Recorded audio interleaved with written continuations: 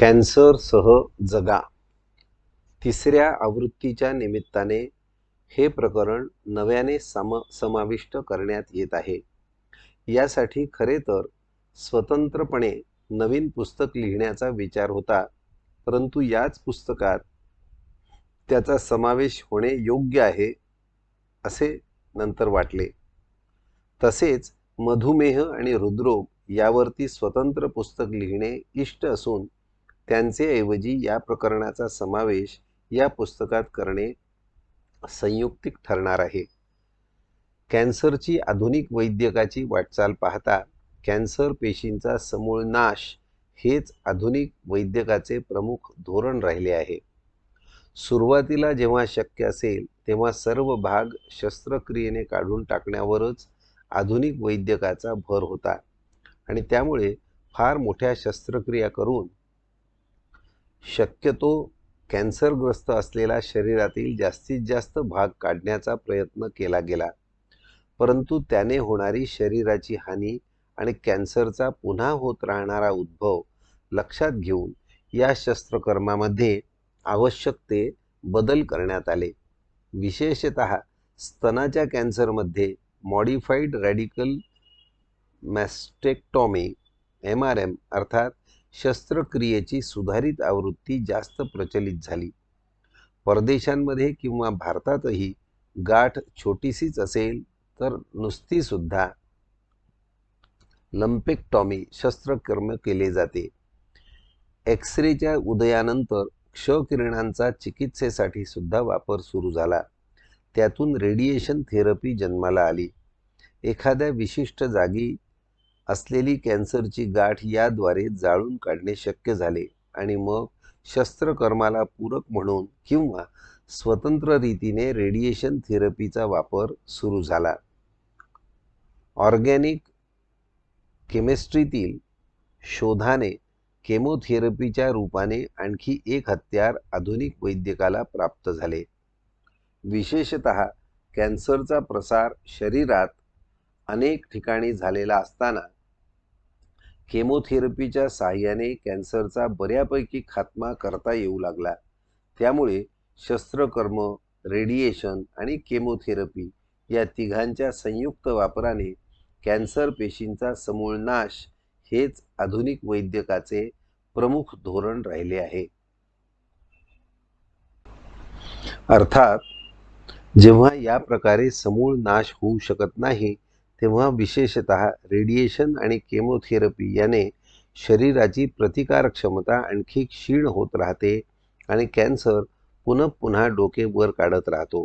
त्यामुळे दुसऱ्या स्तरावरील केमोथेरपी, तिसऱ्या स्तरावरील केमोथेरपी किंवा पॅलिएटिव्ह केमोथेरपी यांची आवर्तने होऊन सुद्धा शेवटी यातनामय मृत्यू येतो. या सर्व रुग्णांमध्ये रोगामुळे होणाऱ्या वेदना आणि त्याचबरोबर केमोथेरपी आणि रेडिएशन यांचे दुष्परिणाम व त्यामुळे होणाऱ्या वेदना यांनाही तोंड द्यावे लागते. याशिवाय रोग पुन्हा उद्भवत असल्यामुळे त्याचा होणारा मानसिक ताण, त्यामुळे येणारे नैराश्य, वारंवार करावयाच्या उपचारांमुळे येणारा आर्थिक ताण, त्यामुळे येणारे नैराश्य, मृत्यूची भीती, आपल्या कुटुंबियांचे पुढे काय होणार याविषयी वाटणारी भीती या सर्व कारणांमुळे केवळ रुग्णच नव्हे तर संपूर्ण कुटुंबच जेरीला येते. रुग्णाच्या मृत्यूनंतर सुद्धा अकाली यातनामय मृत्यूमुळे कुटुंबियांवर येणारा मानसिक ताण, आर्थिक ताण हे देखील पुढे कित्येक वर्षे कुटुंबाला छळत राहतात. वस्तुतः रोग किंवा आरोग्य हे एक कार्य आहे आणि विशेषतः रोगरूपी कार्य निर्माण होऊ नये असे वाटत असेल तर त्याला उत्पन्न करणारी कारणे लक्षात घेऊन ती टाळण्याचा कसोशीने प्रयत्न करणे आवश्यक आहे. संक्षेपात क्रियोयोगो निदान परिवर्जनम अर्थात कारण टाळणे हीच थोडक्यात सांगायचे झाले तर चिकित्सा होय. अर्थातच यासाठी कॅन्सरच्या सर्व कारणांचा अत्यंत बारकाईने मागोवा घेणे गरजेचे आहे आणि ते टाळण्यासाठी सर्वच पातळीवर प्रयत्न करणे गरजेचे आहे. तंबाखू हे कॅन्सरचे महत्त्वाचे कारण आहे, याविषयी कोणाचेही दुमत नाही. विशेषतः भारतात तोंडात तंबाखू ठेवण्याच्या पद्धतीमुळे तोंडातील कॅन्सरचे प्रमाण अधिक आहे, तर परदेशामध्ये धूम्रपानाचे प्रमाण जास्त असल्यामुळे फुफ्फुसाच्या कॅन्सरची संख्या अधिक आहे.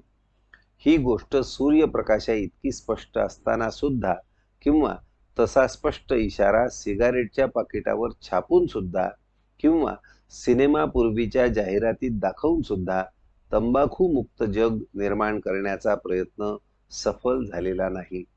सरकारलाही त्यातून महसुलाच्या रूपाने मोठ्या प्रमाणात उत्पन्न मिळते आणि मज्जा म्हणून, चैन म्हणून तंबाखूला बळी पडणाऱ्यांची संख्या विशेषतः तरुण पिढीत वाढतेच आहे.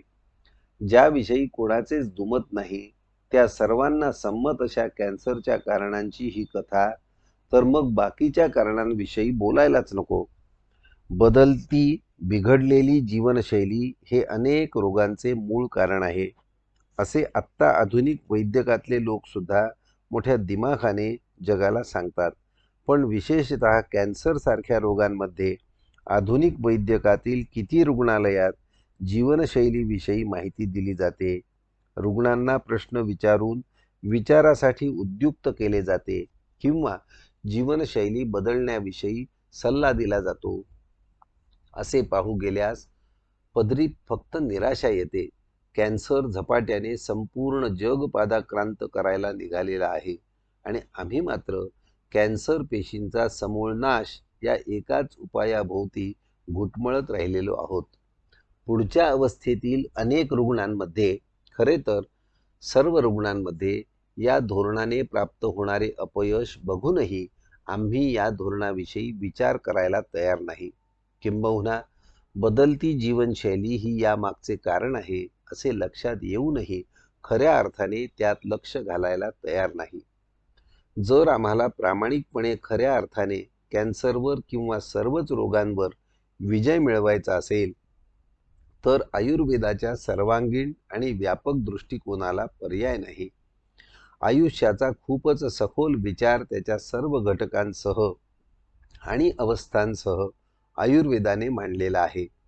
त्यामुळे अन्य रोगांमध्येही कारणांचा मागोवा न घेतला गेल्यामुळे आधुनिक वैद्यकाला जेथे अपयश येते, तेथे आयुर्वेदाच्या मूलगामी उपचारांमुळे रुग्ण पूर्ण बरा झाल्याची अनेक उदाहरणे आहेत.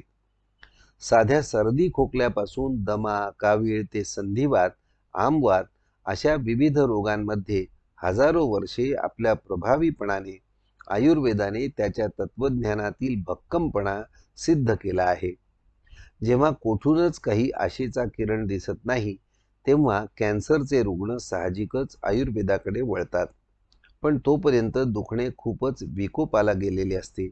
मृत्यूची केवळ चाहूलच नव्हे, तर साक्षात मृत्यू काही दिवसात, महिन्यात येणार असे स्पष्ट झालेले असते. मानसिक ताणतणाव शिगेला पोचलेले असतात. तरी याही अवस्थेत आयुर्वेदाच्या मूलगामी आणि सर्वांगीण उपचारांनी प्राण वाचल्याची, जीवन सुसह्य झाल्याची आणि मृत्यू उशिराने येण्याची अनेक उदाहरणे आहेत.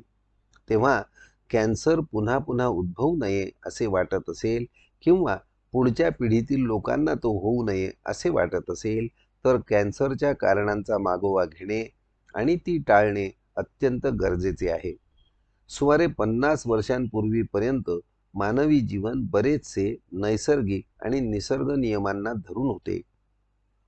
निसर्गातील नियमितपणे होणाऱ्या बदलांना अनुसरून आरोग्य कसे राखावे याचे उत्तम दिग्दर्शन आयुर्वेदीय ग्रंथांमधून स्वस्थवृत्त या विषयाच्या रूपाने सविस्तरपणे करण्यात आलेले आहे.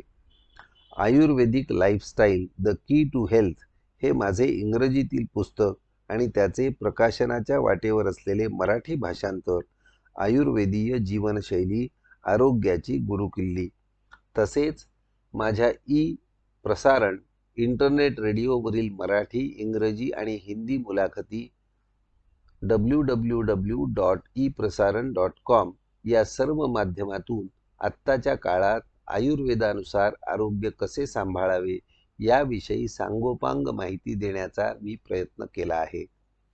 विशेषतः गेल्या 50 वर्षात आपण निसर्गापासून खूप दूर गेलो आहोत.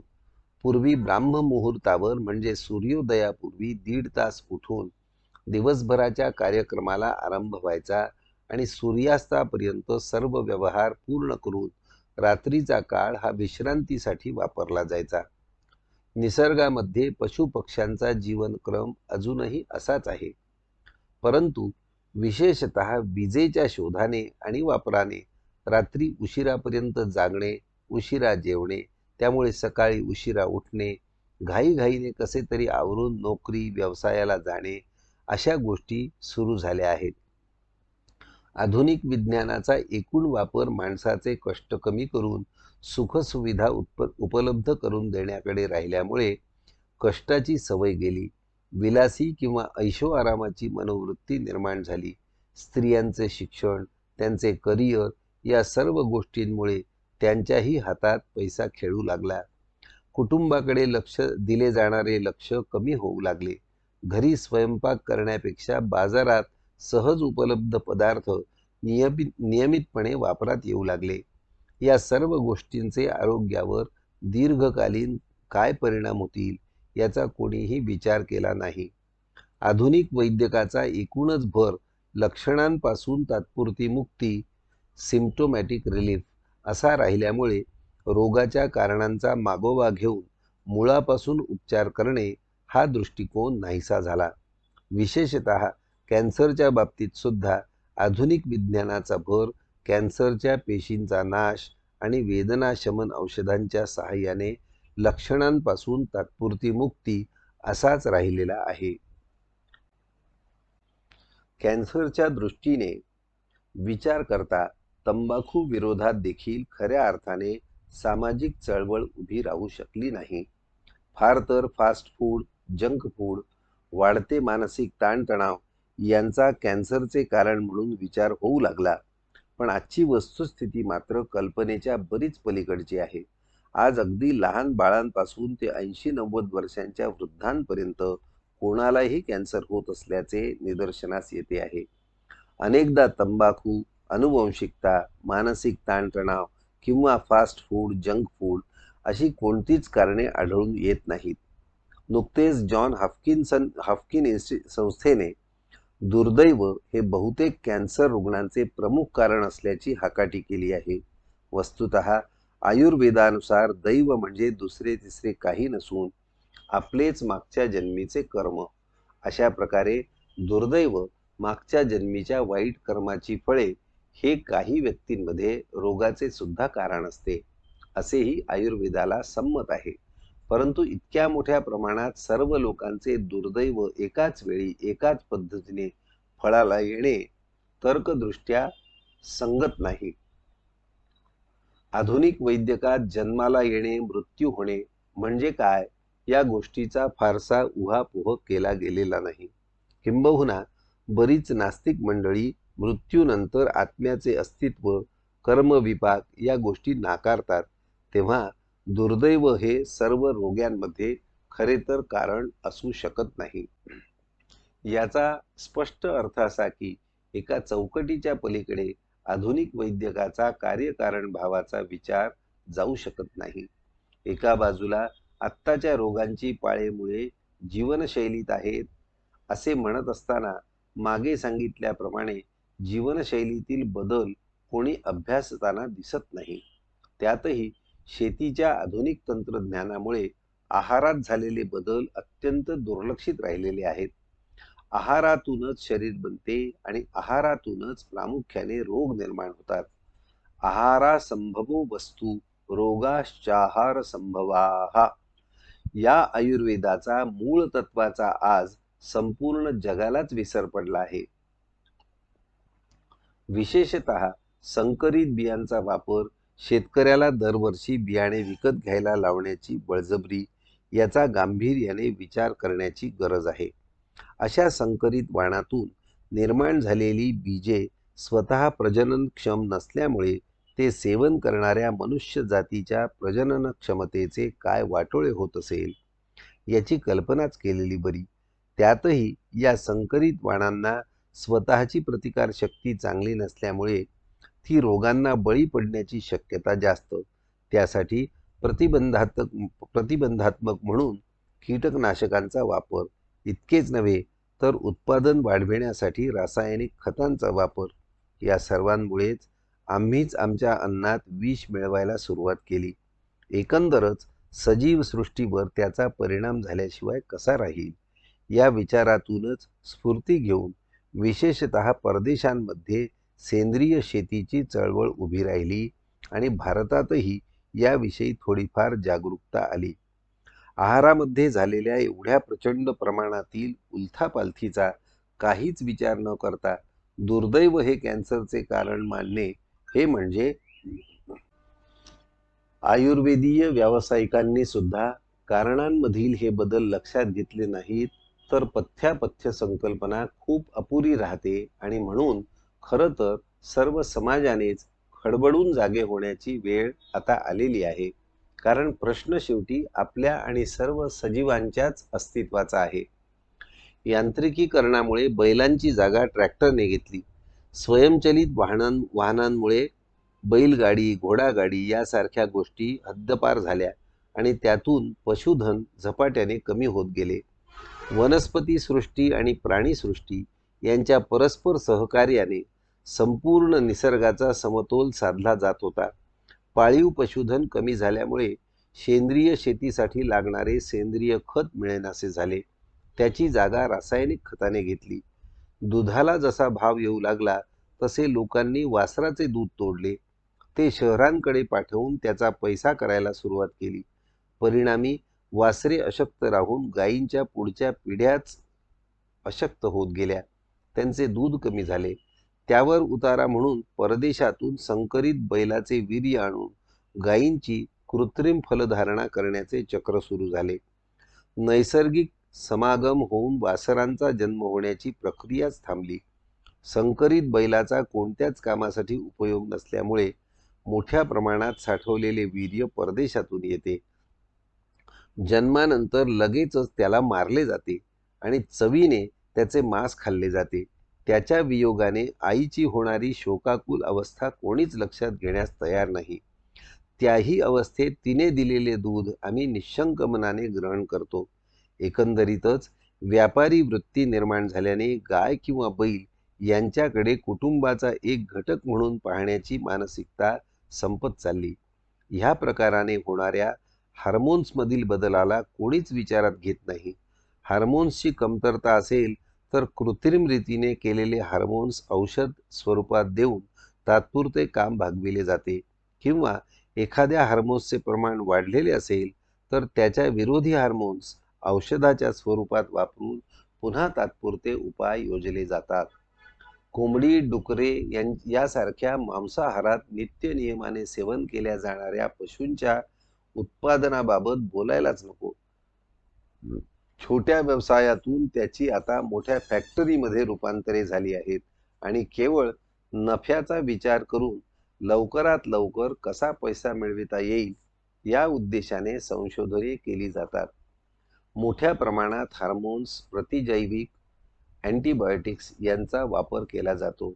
ही उत्पादने जास्त काळ टिकावीत म्हणून शीतगृहांचा मोठ्या प्रमाणात व दीर्घकाळ उपयोग केला जातो. तेव्हा त्यांच्या आत्ताच्या गुणधर्मांविषयी न बोलणेच बरे. जी फळे शाकाहारामध्ये निरनिराळ्या जीवनसत्वाने युक्त आणि त्यामुळे आरोग्यासाठी फार चांगली म्हणून वाखाणली जातात, त्यांच्याबाबतही मोठ्या प्रमाणात गैरव्यवहार घडून येत आहेत.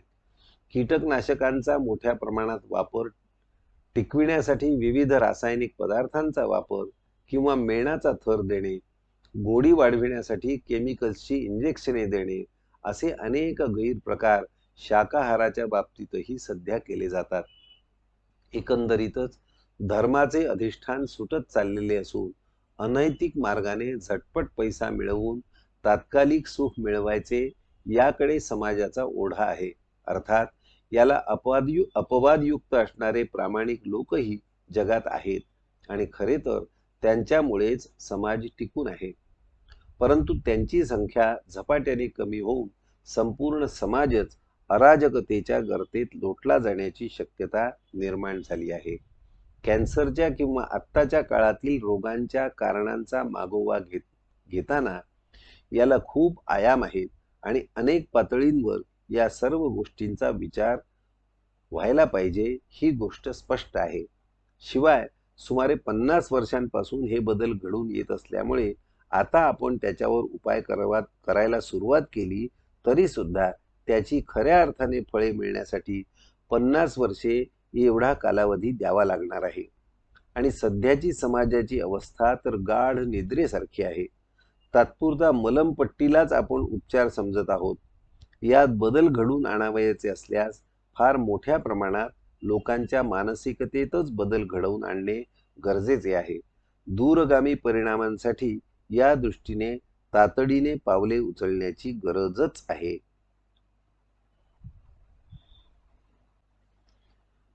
पण मग आता यातनामय आयुष्य भोगणाऱ्या पुढच्या अवस्थेतील कॅन्सर रुग्णांचे काय? असल्या यातना भोगण्यापेक्षा मृत्यू आलेला परवडला अशी जर त्याची मनोधारणा झाली तर त्यात गैर काय? परमेश्वर करो पण अशी वेळ कोणावरही न येवो. पण अशी वेळ येण्यामागे समाजामधील एकंदरीत मानसिकतेचा जबरदस्त पगडा हे प्रमुख कारण आहे. आज आधुनिक वैद्यक हे संपूर्ण जगामध्ये प्रस्थापित वैद्यक आहे. त्यामुळे त्यातील डॉक्टरांचा शब्द म्हणजे ब्रह्मदेवाचे वाक्य. त्याविरुद्ध ब्र उच्चारण्याची कोणाची हिंमत नाही. त्यामुळे त्यातील तज्ज्ञ डॉक्टर जे जे उपचार म्हणून सांगत राहतात ते सर्व रुग्ण निशंकपणे करत राहतात. एवढे करूनही जेव्हा रोग पुन्हा पुन्हा उफाळत राहतो, वेदनांमुळे जगणे असह्य होते, त्यावेळी फक्त नशिबाला किंवा दैवाला बोल लावणे एवढेच केले जाते. सुदैवाने आयुर्वेदासारखे भरभक्कम तत्वज्ञान ही आपल्याच ऋषीमुनींची आपल्याला मिळालेली मोठी देणगी आहे. याचा सर्वांनाच विसर पडलेला आहे. अर्थात आयुर्वेदाची स्थिती ही फारशी चांगली नाही. मूळ ग्रंथांचे उत्तम अध्ययन करून त्याचा समाजाला खऱ्या अर्थाने फायदा करून देणारे तज्ज्ञ वैद्य खूपच थोडे आहेत. भलत्या सलत्याच्या मागे लागून नुकसान झाल्याची उदाहरणेही सापडतात. खरे तर आधुनिक वैद्यकाचे उपचार संपल्यावर रुग्ण आणि त्याचे नातेवाईक दोघेही अगतिक असतात. रुग्णाचे प्राण वाचविण्यासाठी किंवा त्याचे जीवन सुसह्य करण्यासाठी ज्या कोणाविषयी माहिती मिळेल त्याच्याकडे धाव घेतात. मुळामध्ये अशी परिस्थिती का निर्माण झाली याचा विचार करण्याची कोणालाच गरज वाटत नाही. विशेषतः पुढच्या अवस्थेतील रुग्णांमध्ये जेव्हा केमोथेरपी किंवा रेडिएशन प्राथमिक किंवा दुसऱ्या किंवा तिसऱ्या स्तरावर करण्याचा सल्ला दिला जातो, तेव्हा डॉक्टरांशी सविस्तर चर्चा करून त्याने फायदा होण्याची शक्यता किती, नुकसान होण्याची शक्यता किती, पुन्हा पुन्हा रोग बळावत राहण्याची शक्यता किती, आपली आर्थिक क्षमता काय स्वरूपाची आहे, उधार उसनवारी करून आपण उपचाराला बळी तर पडत नाही ना, या सर्व गोष्टींविषयी सखोल विचार होणे आवश्यक आहे. सर्वसामान्यपणे डॉक्टर मंडळी या चर्चेला उत्सुक नसतात. मी सांगतो तसे करा, नाहीतर पुन्हा माझ्याकडे येऊ नका, असे त्यांचे रोखठोक म्हणणे असते. कॅन्सरचा वाढता प्रसार आणि त्यासाठी निर्माण होणारे तज्ज्ञ यांचे प्रमाण इतके व्यस्त आहे की काही वेळेस डॉक्टरांकडे यासाठी खरोखरच वेळ नसतो. विशेषतः टाटा हॉस्पिटलमध्ये कॅन्सर रुग्णांची गर्दी बघूनच छातीत धडकी भरते.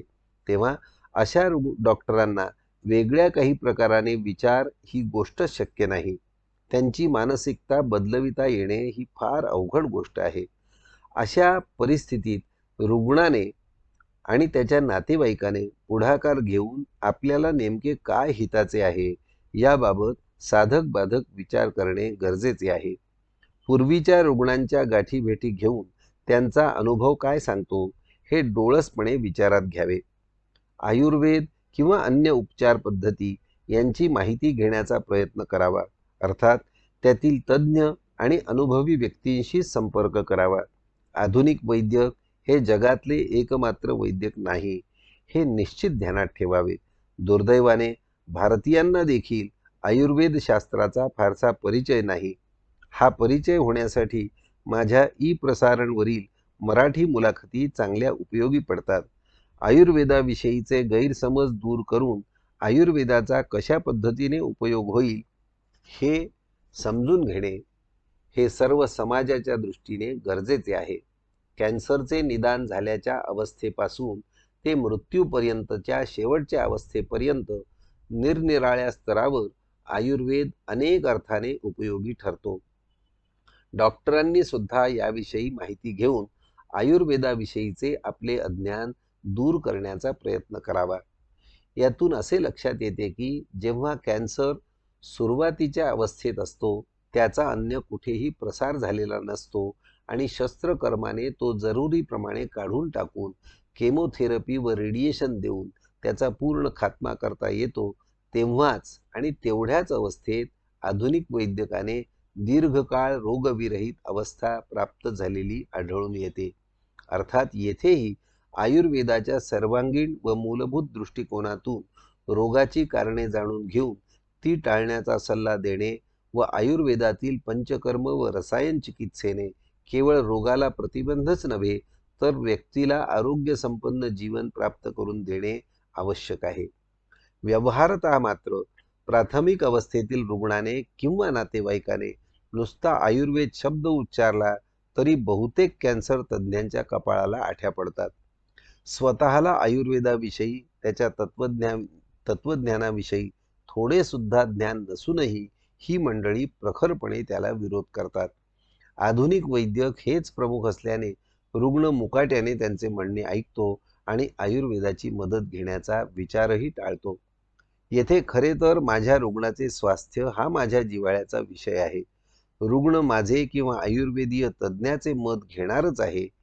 मी कोणाची चिकित्सा घ्यावी हा माझा अधिकार असून तुम्ही त्याविषयी जबरदस्ती करू नये असे सांगणे गरजेचे आहे. आणि खरं तर ही वस्तुस्थिती आहे.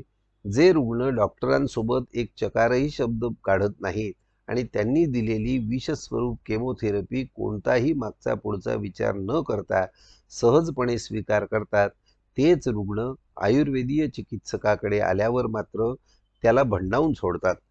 याने रोग खरंच बरा होणार आहे का, त्याची काही गॅरंटी आहे का, यासारखे प्रश्न आधुनिक कॅन्सर तज्ज्ञाला कधी विचारले जात नाहीत किंवा तो ते धुडकावून लावतो. पण आयुर्वेदीय चिकित्सकाकडे आल्यावर मात्र अशा प्रकारच्या प्रश्नांची सरबत्ती सुरू होते. ज्या सहजतेने लोक केमोथेरपी स्वीकारतात त्या तुलनेने अमृताप्रमाणे असणाऱ्या देशी गाईच्या दुधावर राहण्याचा सल्ला दिल्यावर त्यांच्या मनात अनेक शंका कुशंका येतात. आमची मानसिकता इतकी बदललेली आहे की विष आणि अमृत यांची तुलना देखील आम्ही खऱ्या अर्थाने खुल्या मनाने करू शकत नाही.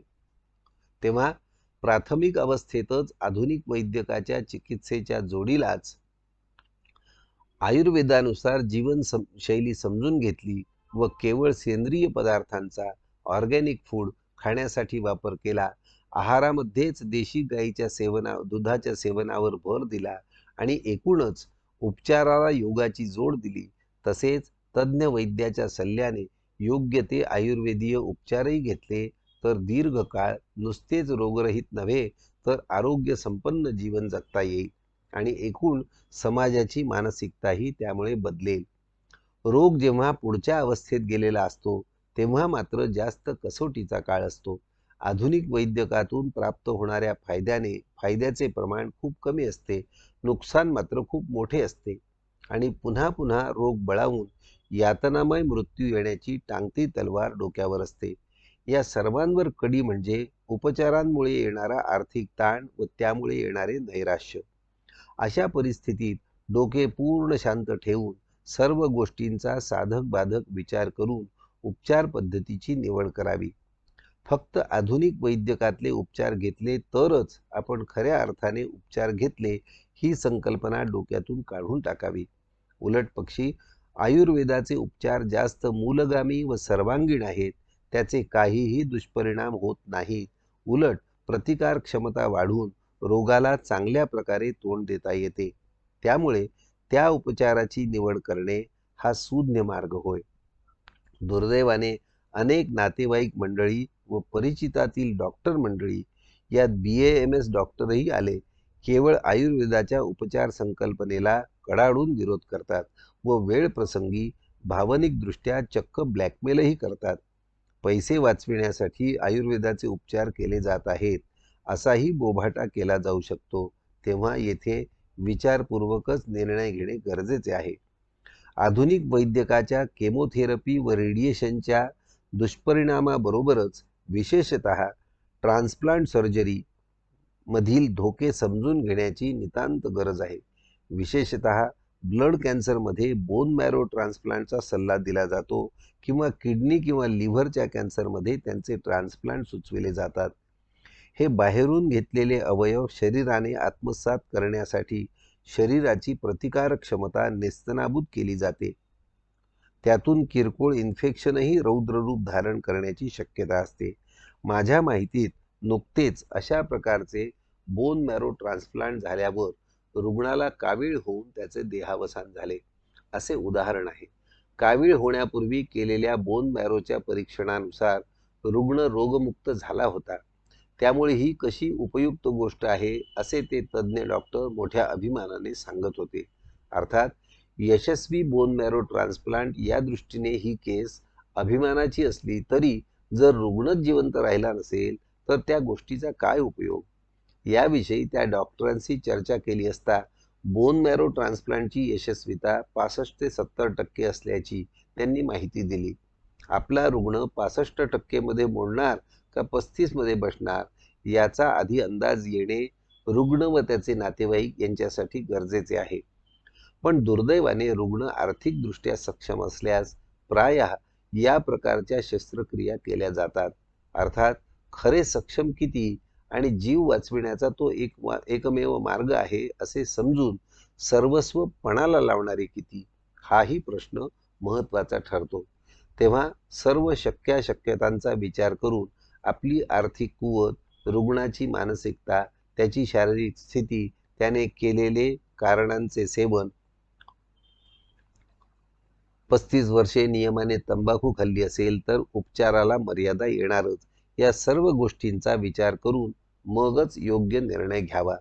यातूनच कॅन्सरचा नाश करण्याच्या भानगडीत न पडता त्याला आटोक्यात ठेवून कॅन्सरसह जगण्याचा नवीन संदेश समोर येतो. हा संदेश वाचल्यावर अर्थातच पहिली प्रतिक्रिया हे कसे शक्य आहे, कॅन्सर पेशींचा नाश झाल्याखेरीज आपण कसे जगू शकणार, कॅन्सरच आपला नाश करणार नाही का, अशा अनेक प्रश्नांचे मोहोळ मनात उठल्या वाचून राहणार नाही. तेव्हा थोड्या खोलात जाऊन या प्रश्नांची उत्तरे मिळवण्याचा प्रयत्न करूया. मुळामध्ये कॅन्सर हा आपला शत्रू आहे आणि त्याचा पुरता बिमोड केल्याखेरीज आपल्याला सुखाने जगता येणार नाही. या संकल्पनेतूनच सध्याची मानसिकता निर्माण झालेली आहे. कोणत्याही शास्त्रासाठी कार्यकारण भाव आवश्यकच असतो. कारणांपासूनच कार्याची निर्मिती होत असते. अर्थात कारणे थांबविल्यास कार्यनिर्मिती निश्चितपणे बंद होते. मागे कार चालवित असतानाचे सांगितलेले उदाहरण पुन्हा एकदा लक्षात घेऊ. समजा 60-70 किलोमीटर प्रति तास अशा वेगाने आपण गाडी चालवित असू आणि आपल्याला थांबायचे असेल तर आपण प्रथम ॲक्सेलरेटरवरचा पाय काढतो. ज्याने वाहनास गती मिळायची ती गती वाढविणे प्रथम थांबावयास असावे. मग खालच्या गिअरमध्ये गाडी आणणे आणि त्यानंतर ब्रेक लावून गाडी थांबविणे अशा गोष्टी आपण कार थांबविताना करीत असतो. त्याच प्रकारे कोणत्याही रोगाच्या बाबतीत त्याला निर्माण करणारी कारणे थांबविणे ही पहिली आणि अत्यंत महत्त्वाची पायरी होय. त्यासाठी अर्थातच सर्व स्तरांवरील कारणे जाणून ती प्रयत्नपूर्वक थांबविणे गरजेचे आहे. मग ती फास्ट फूड, जंक फूड, तंबाखूचे व्यसन, मानसिक ताण, जीवनशैलीतील अयोग्य बदल किंवा शेतीमधील संकरित धान्याचा वापर, कीटकनाशके, रासायनिक खते किंबहुना रासायनिक पदार्थयुक्त सौंदर्य प्रसाधने अशी कोणत्याही स्तरावरची असोत. यासाठी अर्थातच जंक फूड, फास्ट फूड तर सोडाच, पण नियमितपणे खाल्ले जाणारे विषारी गहू, डाळ, तांदूळ किंवा फळे ही पण सोडून द्यायला हवीत आणि केवळ सेंद्रिय अशाच अन्नधान्याचा, भाज्यांचा वापर करायला हवा. त्याही पलीकडे जाऊन जीवनशैलीमध्ये आमूलाग्र बदल घडवून आणणे म्हणजे गिअर बदलणे होय. रात्री लवकर झोपणे, पहाटे लवकर उठणे, नियमितपणे व्यायाम, योगाभ्यास करणे, शांत प्रसन्न मनोवृत्ती ठेवणे अशा गोष्टी केल्याने आरोग्याचे वाटचालीच्या दृष्टीने आपण आणखी एक पाऊल पुढे टाकतो. याच्या पुढची पायरी म्हणजे तज्ज्ञ वैद्याच्या देखरेखीखाली आयुर्वेदीय उपचार सुरू करणे. यामध्येही केवळ दुग्धाहाराचा आनंदाने स्वीकार करणे खूपच फायदेशीर ठरते. आयुर्वेदाच्या सर्वांगीण उपचार पद्धतीमुळे नव्याने कॅन्सर पेशी निर्माण व्हायला प्रतिबंध होतो. खरं तर प्रत्येक पेशीला, मग ती शरीराची प्राकृत पेशी असो किंवा एखादी कॅन्सरग्रस्त विकृत पेशी असो, स्वतःचे एक जीवनमान असते. त्या पेशीचा साक्षात नाश केला नाही तरी तिचे जीवनमान संपल्यावर ती नैसर्गिकपणे मरणारच असते. शरीराच्या मरणाऱ्या प्राकृत पेशींची जागा आहारातून बनणारी नवीन पेशी सातत्याने घेतच असते. जन्मापासून मृत्यूपर्यंत याच प्रकारे जीवनक्रम चालू असतो. जर आहारामध्ये केवळ सेंद्रियच अन्नपदार्थ आणि त्याही पलीकडे जाऊन केवळ देशी गाईच्या दुधाचाच समावेश केला तर विकृत पेशी निर्माण व्हायला खऱ्या अर्थाने वावच राहत नाही. त्यामुळे त्यांची जागा अशा नैसर्गिक आहारापासून उत्पन्न झालेल्या प्राकृत पेशी घेतात आणि हळूहळू का होईना पण निश्चितपणे रोगापासून मुक्ती मिळते. येथे अशी शंका येणे स्वाभाविक आहे की कॅन्सरच्या पेशींचे विभाजन आणि पुनरुत्पादन प्राकृत पेशींपेक्षा जास्त वेगाने होत असते. अशा परिस्थितीत या पेशींचा नाश करून परिस्थिती आटोक्यात आणल्याखेरीज जीवन वाढविणे शक्य होईल का? प्रश्न योग्य असला तरी सुद्धा प्राप्त परिस्थितीत कोणता मार्ग श्रेयस्कर याचा विचार होणे जास्त गरजेचे आहे. शत्रूचा पराभव करण्यासाठी त्याच्यावर साक्षात हल्ला करणे हा जसा एक युद्धनीतीचा भाग असतो, तसाच त्याची रसद तोडणे हाही एक मार्ग असू शकतो. या प्रकारे शत्रूची रसद तोडून युद्धे जिंकली गेल्याची उदाहरणे इतिहासात सापडतात. रोगाशी लढण्याचा विचार करत असताना आयुर्वेदानुसार रोगाची कारणे थांबवून त्याला मिळणारी रसदच तोडली जाते. त्यामुळेच तो बऱ्यापैकी नामोहरम होतो. जीवनशैली सुधारून प्रतिकारक क्षमतेत वाढ केली की रोगावरचा विजय आणखी सुकर होतो आणि मग केलेल्या सुरक्षित औषध योजनेने तत्कालीन वेदनेपासून थोडी तरी मुक्ती मिळविता येते. लक्षणे थोडी कमी झाली की आणखी थोडा हुरूप येतो आणि मग जास्त चांगल्या प्रकारे रोगाचा मुकाबला करता येतो. रोग खूपच बळावलेला असेल आणि त्याने शरीराच्या अनेक भागांवर आक्रमण केलेले असेल, खूप तीव्र वेदना होत असतील तर याही अवस्थेत आधुनिक वैद्यकाचे उपचार बहुधा संपलेले असतात. केवळ वेदनाशमन औषधांचा मारा करून वेदनेपासून तात्पुरती मुक्ती मिळविण्याचा प्रयत्न केला जातो. आत्ता सांगितलेल्या सर्व उपायांचा अवलंब केला तर जीवन किमान सुसह्य होते आणि किमान यातनामय मृत्यू तरी टळतो. असा आजवरच्या अनेक रुग्णांमधला अनुभव आहे. सुरुवातीच्या किंवा मधल्या अवस्थेत रोगाची कारणे टाळणे, जीवनशैलीत यथायोग्य बदल करणे आणि तज्ज्ञ वैद्याकडून आयुर्वेदीय उपचार घेणे या त्रिसूत्रीचा वापर करून कॅन्सरसह दीर्घकाळ चांगल्या रीतीने जगता येते. कॅन्सर हळूहळू कदाचित नाहीसा होऊ शकतो किंवा कदाचित तसाच राहूही शकतो, पण आपला जीवनक्रम जर व्यवस्थित चालू असेल तर त्याची भीती बाळगण्याचे कारण काय? किंवा त्याच्या नाशासाठी प्रयत्न करायलाच हवे असा अट्टाहास धरावयाचे कारण काय?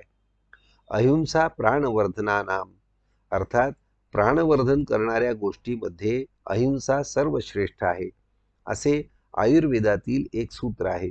योगसूत्रांमध्ये सुद्धा अहिंसा, सत्य, अस्तेय अशा स्वरूपात योगाचे पहिले अंग म्हणून यम या अंगाचा उल्लेख आहे. एक गोष्ट खरी की कोणाची तरी हिंसा करून आम्ही आमचे जीवनमान खऱ्या अर्थाने वाढवू शकणार नाही. जगा आणि जगवा हे परस्पर सहकार्याचे सूत्र या ठिकाणी उपयोगी पडते. आधुनिक वैद्यकात सर्वच रोगांच्या कारणांचा आणि विशेषतः कॅन्सरच्या कारणांचा शोध घेण्याचा प्रयत्न जास्त कसोशीने झाला असता आणि ती कारणे टाळण्याचा प्रयत्न झाला असता तर कदाचित कॅन्सर पेशींचा समूळ नाश या तत्वाला इतके अवाजवी महत्त्व प्राप्त झाले नसते. परंतु निर्मिती कशी होते याचा नीटसा उलगडा होत नसल्याने समूळ नाशाकडे आधुनिक वैद्यकात लक्ष केंद्रित केले गेले असावे. शिवाय दुसरे असे की रोगाच्या प्राथमिक अवस्थेत या तत्वज्ञानाचा फायदा झालेली काही उदाहरणे सापडतात, परंतु त्यावरून तोच फक्त कॅन्सरपासून मुक्तीचा मार्ग आहे असे निश्चितपणे ठरत नाही.